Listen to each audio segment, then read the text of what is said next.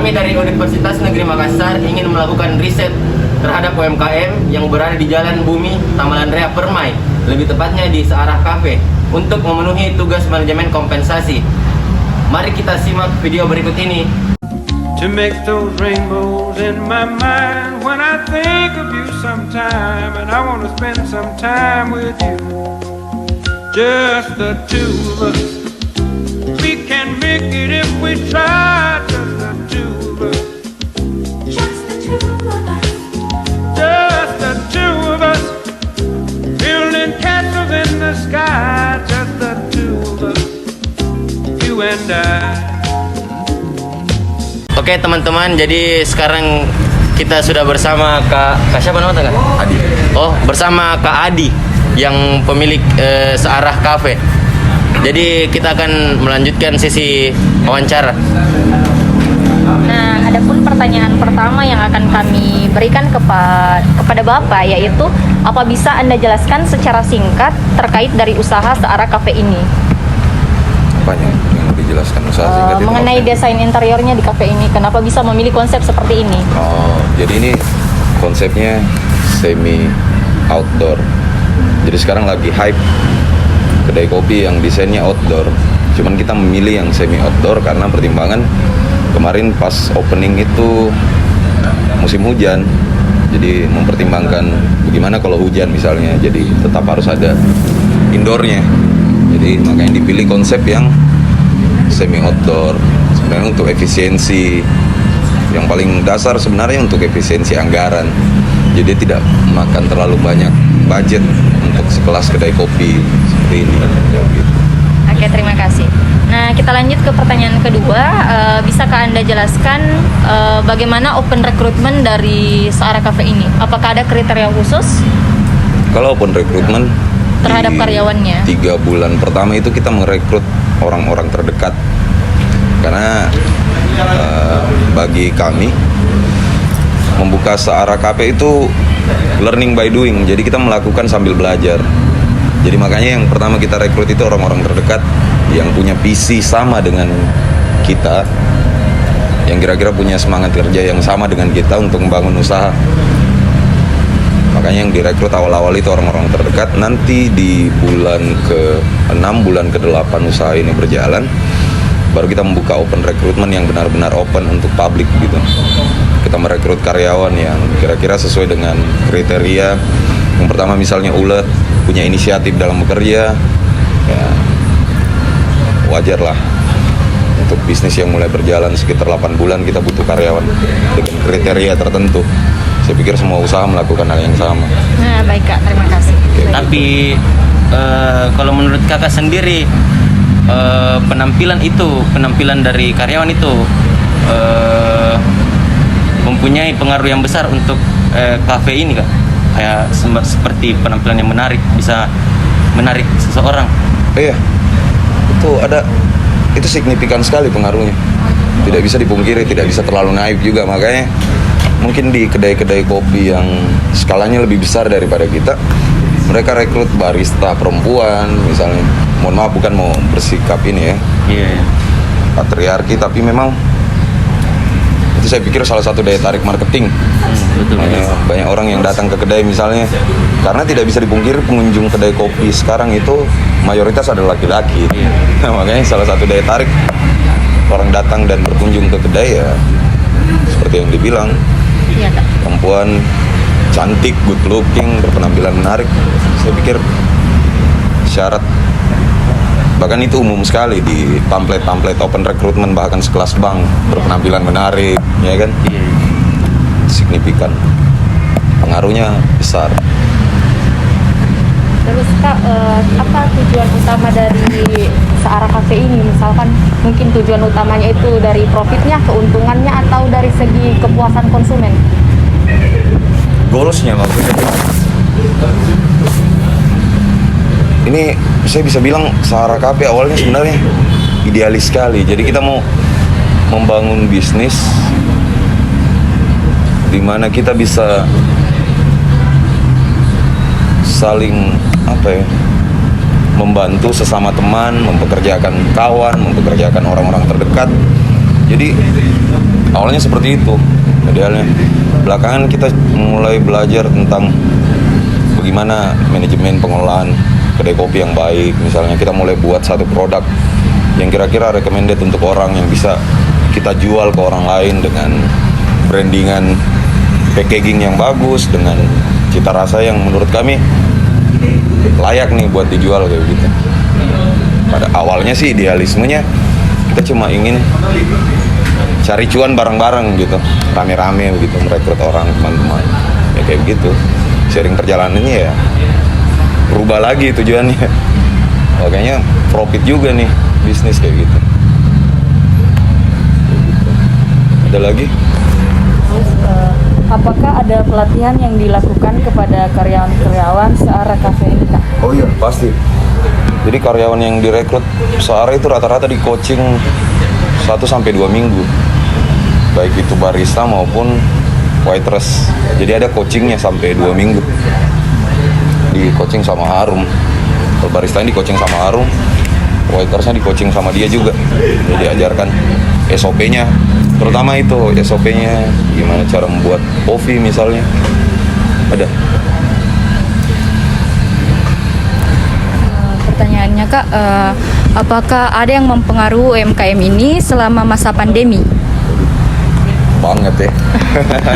Mungkin bisa dijelaskan. Jadi pandemi itu menghajar hampir semua sektor bisnis, kecuali bisnis kesehatan, farmasi. Jadi kalau bisnis setara UMKM, sekalipun klaim pemerintah UMKM itu fondasi perekonomian Indonesia ya, tapi ikut dihajar juga pandemi kemarin. Yang pertama mulai dari aturan PPKM, pembatasan jam malam. Sementara bisnis kita bisnis yang berjalan tengah malam, gitu. Di atas jam 10 malam orang baru mau nongkrong, baru mau ke kedai kopi. Ya, dampaknya ya pasti signifikan, dihajar habis-habisan. Kan sempat waktu itu kedai kopi aturannya cuma buka sampai jam 5 sore. Sementara kita seperti yang saya bilang, ini bisnis yang berjalan tengah malam. Di atas jam 10 malam orang baru datang, baru mau nongkrong misalnya. Jadi dampaknya signifikan sekali. Jadi strateginya bagaimana, Kak, itu menghadapi peristiwa itu yang terjadi? Banyak strategi. Misalnya kita running buat jualan di Gojek misalnya, GrabFood. Terus kita buka lebih awal, buka pagi. Jadi kita taktisi bagaimana caranya. Kita nggak bisa jualan malam ya kita jualan pagi, kita jualan online. Jadinya putar otak lagi. Baik Kak, terima kasih. Pertanyaan selanjutnya itu siapa saja yang terlibat dari bisnis ini dan bagaimana pembagian tugasnya, Kak? Terlibat dalam kerja atau dalam sharing profit? Umum saja, Kak, umum. Terlibat dalam bekerja? Iya. Oh, banyak orang kalau yang terlibat dalam kerja. Ada yang tugasnya buat marketing sosial media, Aan yang sering upload di Instagram misalnya kayak gitu, yang desain grafis. Ada juga kemarin kita punya video maker buat Sinematik. ya, sinematik. Ada barista, ada waiters.